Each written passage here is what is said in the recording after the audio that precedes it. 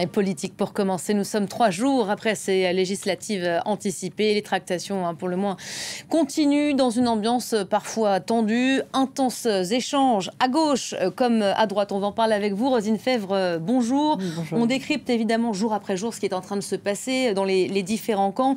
Et pour résumer la situation, et ça c'est valable pour tous, les tensions persistent. Elles persistent, elles s'aggravent. On voit chez les Insoumis que, par exemple, Clémentine Autain, Daniel Simonet, les fameux Purgé et François Ruffin veulent faire un groupe hors LFI avec, ils ont demandé aux écolos et aux communistes. Bon, pour l'instant, ils n'ont pas de réponse. Chacun va perdre un petit peu, donc ça va, à la marge, les accords vont se mettre en place, effectivement, en fonction du nombre de députés. On voit que le PS peut gagner des voix par voilà, des désistements des uns et des autres. Et on voit que, notamment chez les Républicains, certains ne veulent pas aller du côté de Macron. À Renaissance, certains ne veulent pas de LFI et ne veulent pas non plus gouverner avec la droite. Donc Emmanuel Macron, qui voulait une grande clarification, obtient la grande bordélisation. Voilà, Emmanuel Macron, on en reparlera dans un instant, qui, lui, est en train de se rendre direction Washington au sommet de l'OTAN. En attendant, des noms fusent, des noms ont été lâchés ces dernières heures à gauche en vue de gagner Matignon. C'est toujours l'enjeu. Oui, bien sûr, chacun rêve tout habillé. En tout cas, LFI a donné des noms, a jeté des noms en pâture. Alors, Clémence Guettet, notamment. Pour le PS, Olivier Faure. Donc, chacun fait un peu son casting, mais c'est pas, de toute façon, c'est pas eux qui décident, c'est le président de la République qui décide qui il veut à Matignon. Alors bien sûr, en fonction des équilibres et des accords qu'il y aura. Ça, de toute façon, c'est les prérogatives du président de la République de choisir qui il veut, en étant un petit peu cohérent tout de même avec le résultat des législatives. Mais comme personne n'a gagné, et je vous disais tout à l'heure en introduction, il y a plutôt que des losers plutôt que des gagnants. Alors il y a des partis arrivés en tête, mais qui vont peut-être qui vont perdre certains députés, et la force centrale va peut-être se retrouver à un moment du côté du PS. Voilà, et donc ça va être très compliqué. Et pourquoi pas un Premier ministre de droite? Gérald Darmanin s'est dit prêt à tous les compromis ces dernières heures. Il y en a déjà un. Plein de scénarios sont envisagés. Ouais. Lesquels? Alors, il y a le premier scénario qui a lieu en ce moment, c'est-à-dire que Emmanuel Macron joue le pourrissement, c'est-à-dire qu'il laisse passer les Jeux Olympiques jusqu'en octobre, et puis là, ça donne le temps aux uns et aux autres de faire une coalition, de trouver en tout cas un terrain d'entente, en continuant les conciliabules.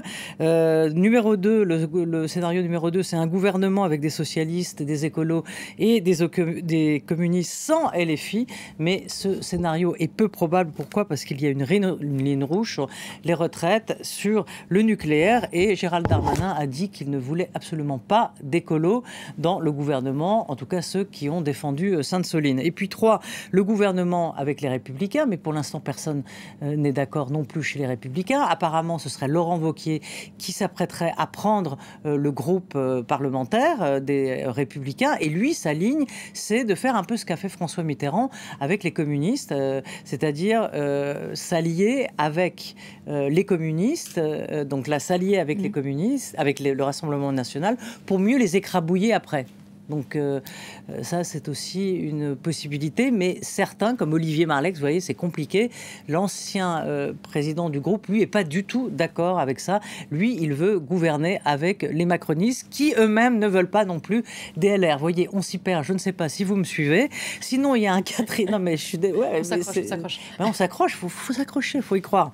Le quatrième scénario, alors là, il est complètement contre-intuitif, mais c'est possible. C'est une contre-majorité. Vous allez me dire, mais qu'est-ce qu'elle raconte? C'est avoir un groupe pivot qui s'assure de ne pas chuter à la moindre motion de censure. Donc, en quelque sorte, ce serait une minorité qui gouverne, mais qui s'assure mais qui tient dans le temps. Oui, mais ça prend du temps.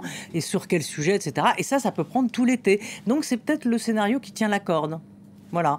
Je ne sais pas si j'ai été claire, parce qu'il y a très clair. Tout on n'a aucune bouge. issue en vue pour l'instant. Il y a des C'est-à-dire qu'en gros, il faut comprendre, tout le monde perd. personne ne gagne et personne pour l'instant ne se met d'accord et tout le monde rêve. En tout cas, il y en a une qui rêve, plus que jamais, c'est Marine Le Pen, qui vient été élue ce matin présidente du groupe RN à l'Assemblée nationale. Les élus du Rassemblement national qui faisaient leur entrée au Palais Bourbon, je ne sais pas si on a l'image, ils procédaient à la traditionnelle photo de famille. Elle en a profité pour rappeler que son arrivée, son ascension au pouvoir n'était que partie remise. Oui, c'est ce qu'elle dit. On a vu aussi Jordan Bardella faire son mea culpa en disant dans le fond, je prends ma responsabilité. Ils ont tous les deux compris qu'ils avaient fait des erreurs et notamment sur les candidats, parce qu'on a vu entre les brebis galeuses qui mettaient des casquettes nazies et les oiseaux qui ne savaient pas aligner deux mots, c'était un petit peu compliqué. Donc il y a eu aussi des erreurs, là c'est des erreurs de DRH, on va dire tout simplement. Il y a eu des erreurs stratégiques et à mon avis l'erreur stratégique qui a été la pire c'est l'histoire des binationaux, parce que tout le monde s'est senti visé, que ce soit des franco-italiens, des franco-portugais, des enfin tout, voilà, alors que dans la tête du Rassemblement national, eux voulaient parler de bien d'autres binationaux, vous m'avez compris. Donc la possibilité, enfin ce qu'ils croient, eux, c'est d'avoir la possibilité de gagner en 2027.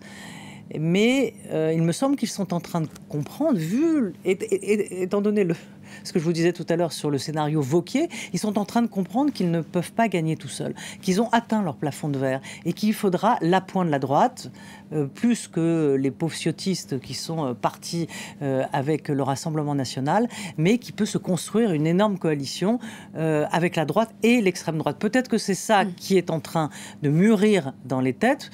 Et suivez mon regard sur le papier de Libération aujourd'hui sur quand même des grosses personnalités qui ont été dîner chez Thierry Solaire, qui est un conseiller d'Emmanuel Macron, un conseiller de l'ombre, qui ont été dîner chez lui avec le Rassemblement national et Édouard Philippe et d'autres personnalités. Donc tout ça quand même est en train de mijoter, si je puis dire. Donc vous voyez, tout est vraiment en train de se bousculer, de s'inverser, de se coaliser, tout ça dans une logique évidemment de 2027, avec des prétendants qui vont sortir du bois et qui sont déjà sortis du bois, hein, comme Édouard Philippe, peut-être Gabriel Attal, Darmanin, qui vont se retirer du gouvernement pour pouvoir s'investir dans le groupe Renaissance pour 2027. Un dernier mot rapide, Roselyne, sur le silence du chef de l'État, Emmanuel Macron, qui ne s'est toujours pas exprimé. Alors, comme dit un des députés Renaissance, il parle quand il doit se taire et il se tait quand il doit parler.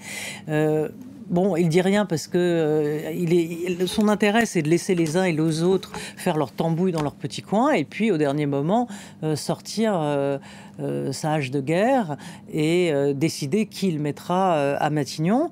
Il fait mijoter, je pense que ça ne lui déplaît pas. Et puis, en tout cas, il n'est pas là, il est à Washington. Donc, il part 2 jours, ce qui est long pour quitter le territoire français dans un tel contexte, mais il ne peut pas ne pas y aller non plus parce qu'il y a la guerre en Ukraine et qu'il va là-bas, il va aux États-Unis aussi pour rassurer les pays alliés de l'OTAN, pour dire que la France est encore là, qu'elle peut bouger, qu'elle bouge encore et qu'elle est sur le pont au niveau de la politique étrangère.